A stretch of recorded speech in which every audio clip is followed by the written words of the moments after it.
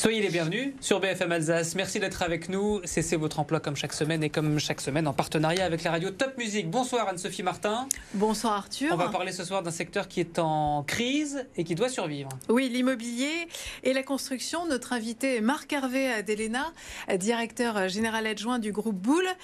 Bonjour. Bonsoir. Vous êtes constructeur et promoteur.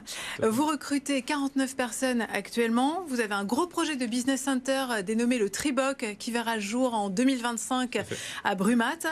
Et on l'a dit, alors que les secteurs du bâtiment et de l'immobilier connaissent des difficultés actuellement, vous apparemment, vous ne connaissez pas la crise. Alors on ne peut pas dire qu'on n'est pas dans un contexte de crise, puisqu'évidemment la hausse des taux, des prix de la matière première nous impacte aussi. Après on n'est pas fataliste et aussi on est ambitieux. Pourquoi je dis ça? C'est qu'on a pris un pivot de ne plus vendre aussi aux particuliers, donc on a changé notre façon de vendre.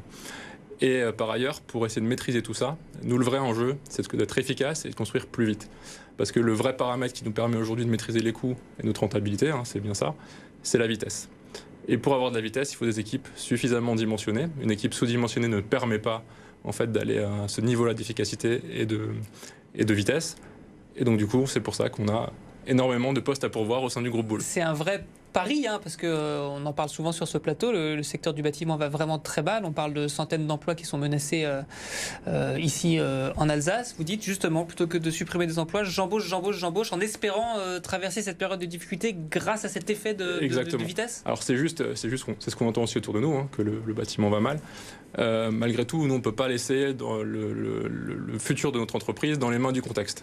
Donc on a essayé de se poser et de voir quels étaient les leviers qu'on pouvait activer et comment on voyait le futur du bâtiment. Parce que même s'il n'y avait pas eu la crise, c'était déjà des choses qu'on avait dans les cartons. Mais là, nous, il faut qu'on accélère, il faut qu'on passe ce cap. On a la chance d'avoir un carnet de commandes qui nous ouvre jusqu'à 400 à 500 logements à construire en 18 mois. Il faut qu'on fasse à ça, qu'on maintienne du coup notre efficacité. Et pour ça, on a besoin de monde avec nous. Donc vous recrutez, c'est ça? Alors, c'est ça. Quels sont les corps de métier que vous recherchez? Vous recrutez pour vos chantiers? Pour les chantiers, dans le bureau d'études aussi, parce que faire un chantier rapide et efficace, c'est aussi une bonne conception. Il faut bien concevoir, il faut que les bâtiments soient cohérents dans leur construction, qu'ils soient aussi rentables. Et donc derrière, il y a à la fois la conception et après la réalisation avec des équipes sur le chantier. Donc alors concrètement, des ingénieurs, des ouvriers du bâtiment, quels sont les corps de métier, les principaux? Dans les bureaux d'études, c'est des ingénieurs, profil ingénieur, économistes, ingénieurs fluides, ingénieurs structure, pour en citer quelques-uns.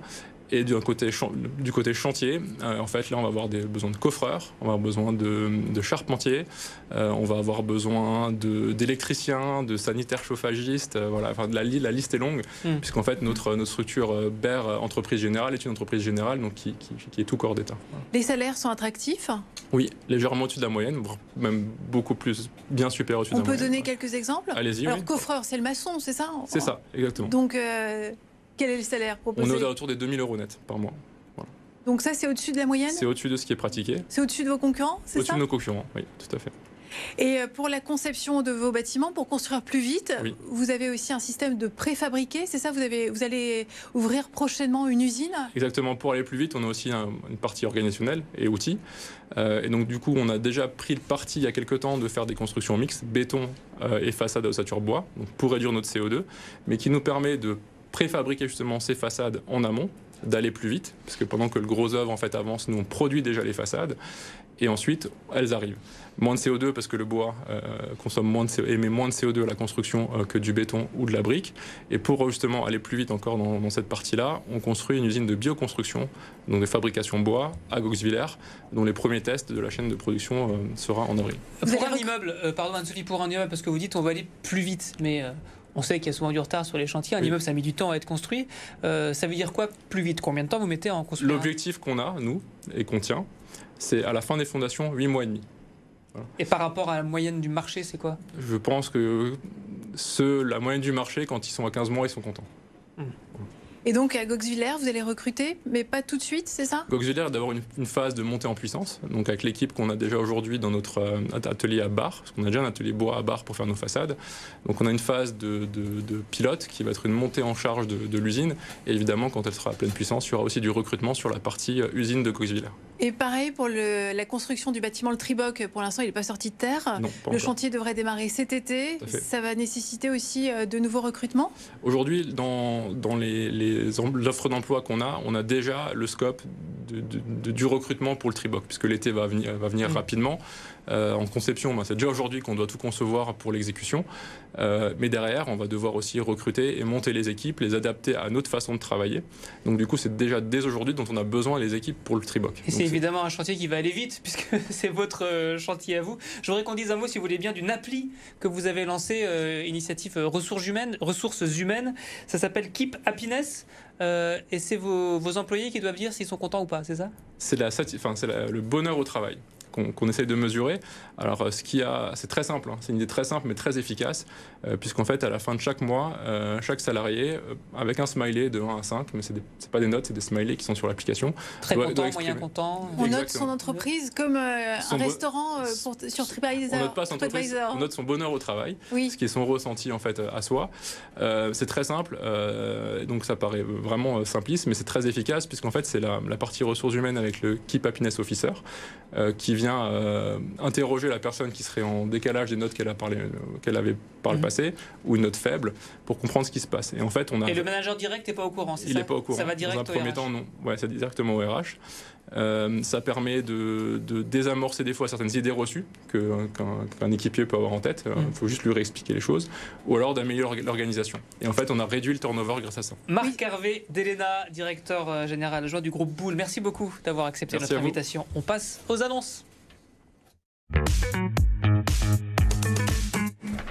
Et Anne-Sophie, on commence avec un job dating avec le VMA. Oui, le club de volley féminin de Mulhouse, France Travail se mobilise aux côtés du club de volley pour organiser un job dating dédié exclusivement au public féminin.